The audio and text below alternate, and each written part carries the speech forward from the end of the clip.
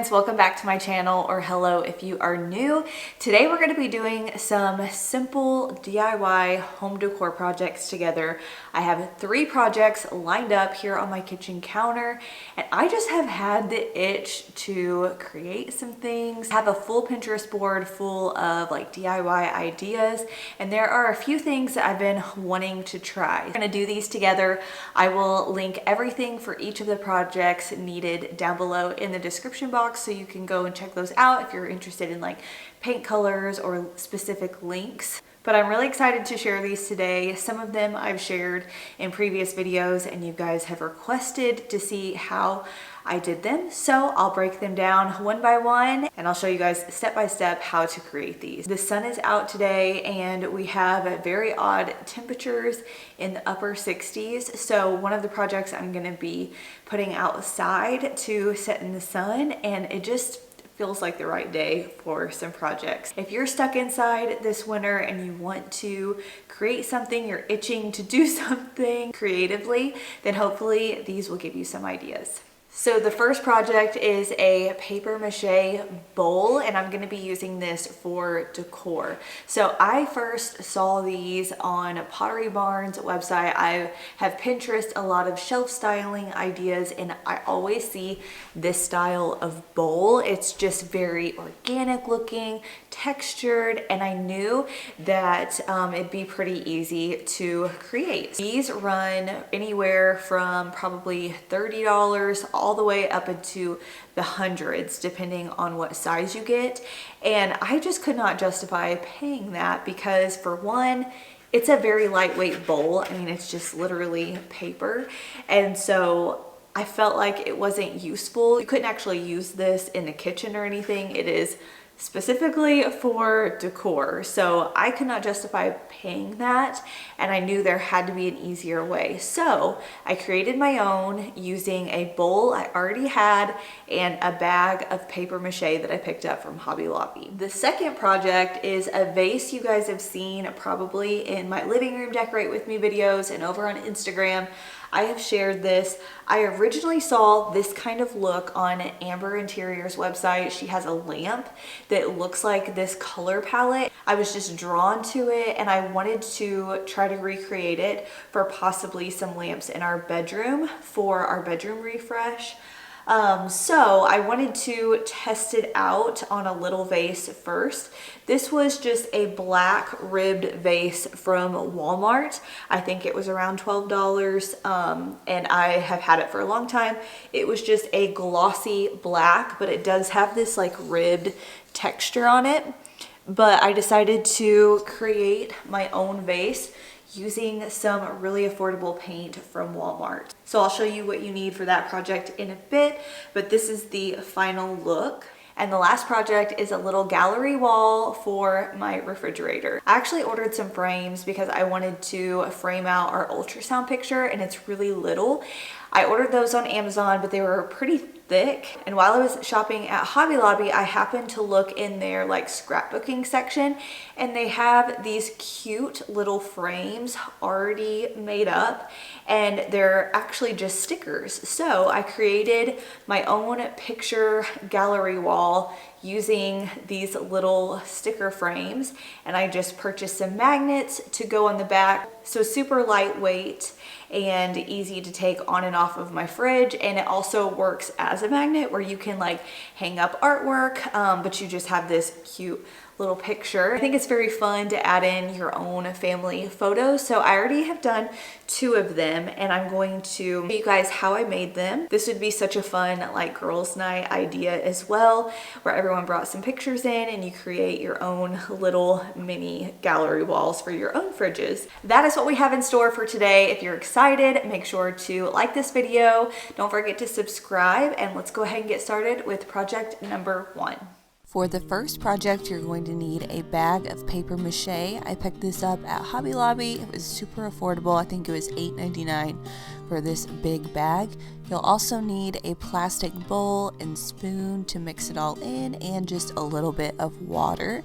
For the actual bowl part, you'll just find a bowl of the shape you like, and I used a baking sheet and put a trash can over it.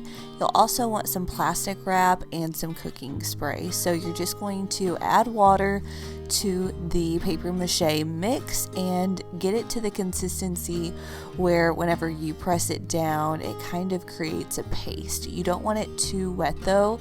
The first time I made a bowl, I made it way too wet and it took a lot longer to dry. So now you're going to prep your bowl. You're just going to put plastic wrap all around the outside of your bowl to protect it, and then to make it easy to get the bowl off once it's dried, I like to add a little bit of cooking spray. I also use gloves because this is kind of messy, and then you just place the paper mache onto the bowl and you just keep pressing it down and smoothing in all of the lines. You can also add different details to your bowl if you would like. I'm going to create a lip around the top of my bowl, and then I also like to do a little pedestal at the very bottom for the bowl to sit on. Then I take the whole baking sheet outside and let it sit in the sun for the rest of the day. This is better if you do it in the morning so it has all day to sit in the sun.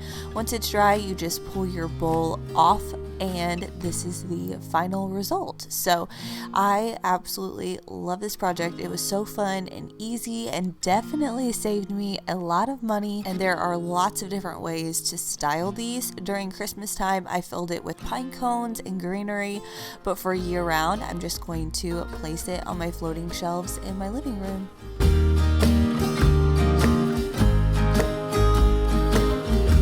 For the next project, I picked up this vase from Marshall's for $12.99. This is slightly larger than the other vase I have, and the paint that I'm using is Folk Art matte paint in linen, Folk Art satin paint in coffee latte, and Apple Barrel matte paint in melted chocolate. You'll also need some baking soda, a paper plate, plastic spoon, and some sort of paintbrush to apply your first layer.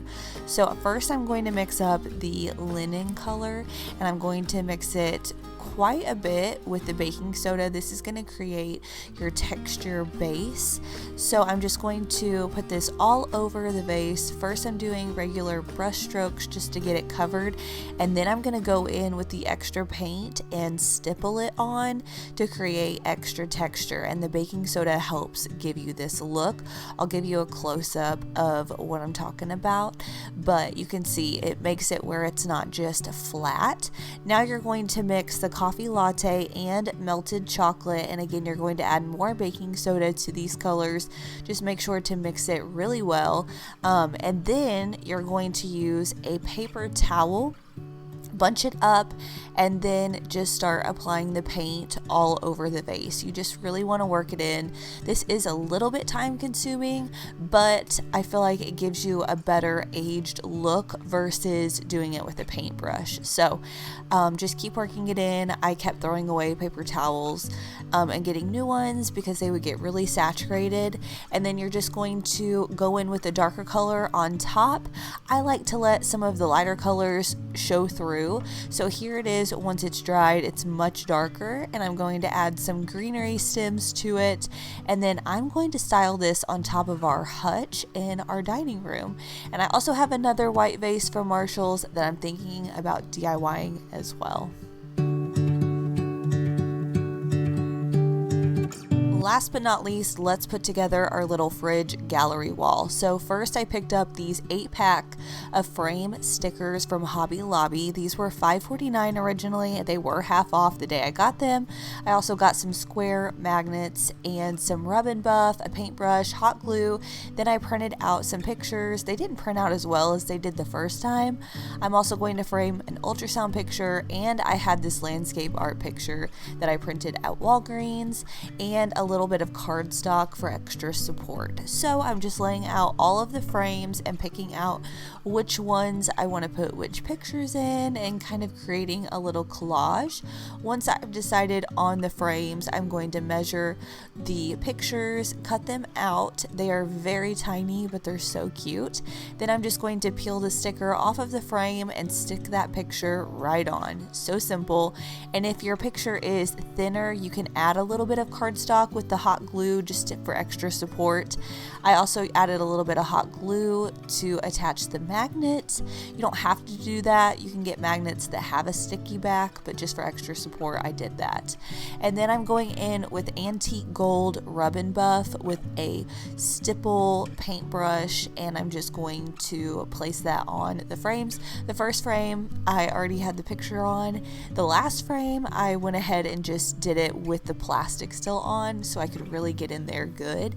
And then I'm going to place my ultrasound picture in the last one, and then we will place them on the refrigerator. But I feel like these are so cute, so fun, and definitely affordable. I already had the rub and buff. All it cost me was the price of the frames, which came with a ton. I ended up only using half of them, and the magnets. So how cute is this? I feel like you could just keep adding to it, and the magnets are also strong enough to hold different papers as well, so they work as regular magnets as well. But that is it for today's video. Thank you guys for coming along with me and doing some fun DIY projects.